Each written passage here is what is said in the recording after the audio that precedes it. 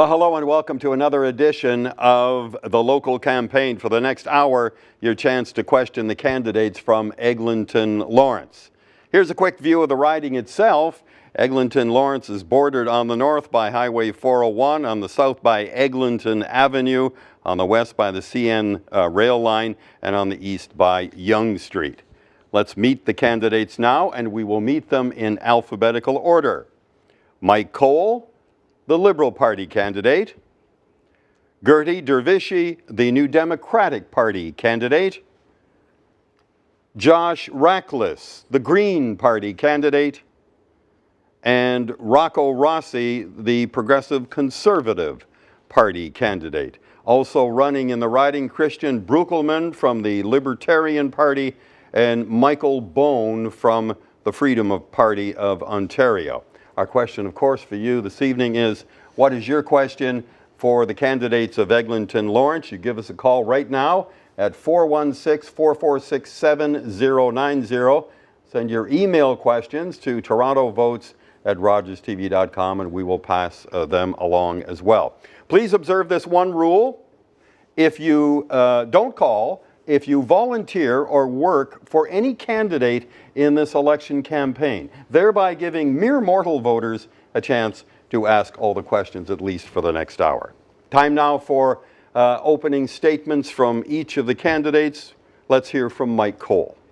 Thank you, Dale. I just want to say that I'm very proud to have represented the riding of Eglinton-Lawrence the last 16 years. Incredible people, incredible institutions like Baycrest, Villa Colombo, great public schools like John Ross Robertson, Dante Alighieri, and I want to work hard to keep protecting these good schools, these good hospitals, these strong neighborhoods that we have, the small businesses in Eglinton-Lawrence, especially in light of what's happening in the City of Toronto. People are telling me loud and strong, we've got to protect our public libraries. We want good public schools, and we need that Eglinton LRT crosstown built once and for all. We got to build the transit. That's what they're telling me, and that's what I'm going to do if I'm reelected.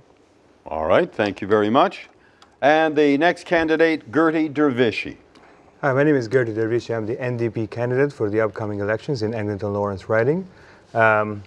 I have an engineering degree. I just want to make myself, or represent myself. I have an engineering degree from University of Ottawa and an MBA from Ryerson University. I believe these elections are very important for everyone.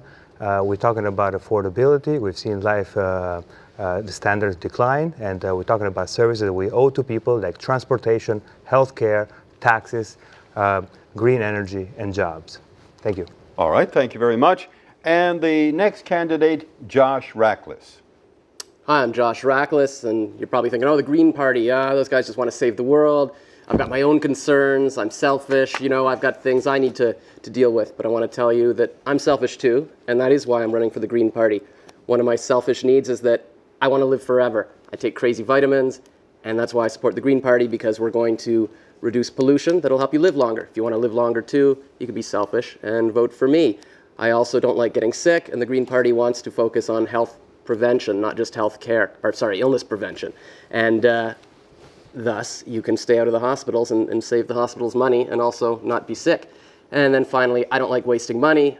I prefer to have my money instead of waste it on taxes, and that's why I support the Green Party's plan to eliminate the deficit in a couple of years, to reduce income taxes, and to save money by making us more energy efficient and saving money on healthcare by preventing illness. So if you want to be selfish too, like me, you can vote for the Green Party. Thank you very much. And the next candidate, Rocco Rossi. My name is Rocco Rossi. I'm proud to be the Progressive Conservative candidate in the riding of Eglinton-Lawrence. I've had the great privilege of talking to literally thousands of residents in the riding over the last several months, and there are just too many examples of people who are paying more and getting less under the Liberal government. Whether it's a senior on Playfair who's now looking to sell their home because they can't meet the bills, or whether it's a 26-year-old South Asian woman who just recently graduated with a PhD in biochemistry from the University of Toronto, having to look to the US for a career, or whether it's a disabled senior who's in the second year of waiting for long-term care. This despite the fact that taxes have gone up 4 times faster than family income, 10 times faster than pensions under the McGuinty government. We have to root out the waste, we have to give people relief, and we have to manage the money better so that you can have the future you deserve. Thank you all very much for those opening thoughts. I'm sure when you go throughout the riding, knocking on doors, you hear about the economic situation, you hear about jobs. We don't have enough jobs to go around in the province of Ontario. I'd like to hear from each of you how you would change that situation. Gertie, let me start with you.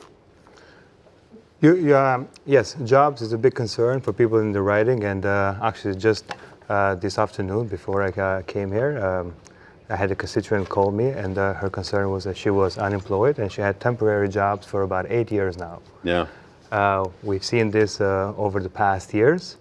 We've seen a decline in job quality, not only the number of jobs, and how we intend to fix it, instead of the billions and billions of dollars that actually the taxpayers have committed in creating those jobs that have been given away to companies and corporations, but with little to no effect. We want to tie that to a specific metric. What we want to do is, if you're going to get a tax cut, then you have to create a job. And we believe that this would be a better way in using money from taxpayers to create those jobs. In the past, we've seen the deficit blow out of proportion as a consequence of this trickle-down economics that believes in the notion that if we give money to the rich people, then somehow that would flow down to the poor. Well, it hasn't worked. We have a lot of evidence, even in the United States, which is our neighbor to the south. So how about we do something different? I believe that tough times require innovative thinking to create those jobs, to make life more affordable for people. Mike Cole, what about the whole issue of creating jobs and what can be done to enhance employment a bit? Well, the critical thing is that government has to be a strong partner in investing in a city like Toronto. And that's why we are investing over $10 billion in building a commitment to the Eglinton Crosstown LRT. It's going to create work for 10 years. Not only will that improve transit, but it Do we know how many jobs that will create? Have you ever heard the number? The number is about 50,000 over that 10-year period. Over the whole time? Yeah, over the whole time. So those are real well-paying jobs. And then on top of that, we've got to build our infrastructure, like our hospital. We're building a new hospital at Keele and Wilson. It's going to be Toronto's largest hospital. So not only are there construction jobs, engineering jobs, but then once those transit systems or hospitals are built, you also employ people, because especially the hospital sector now, in the city of Hamilton, for instance, is one of the largest employers, and it's getting to be the health sciences sector in Toronto is one of the largest employers. So that's the innovative economy, the health economy, but you got to invest, and the provincial government in Ontario has really been very aggressive in that, and we've got to continue to be aggressive in investing. Rocco Rossi, what about that? How do we create jobs? How do we get more jobs into the economy? Well, I think the interesting contrast is the job examples that my Liberal competitor talked about are all about government creating jobs. And the reality is, long term, the economy has to create the jobs, not government, because those are the ones that are going to be sustainable, that's competitive, that's what's putting food on the table. And we believe very strongly that it is the economy that creates jobs, and we want to stimulate that by, one, reducing the corporate tax rate down to 10%, make sure that they have money to invest. Two, give tax relief to average Ontario consumers, because if they have more money in their pocket, they have more to spend. That's into local shops, and that's into businesses that are creating jobs locally and throughout the economy.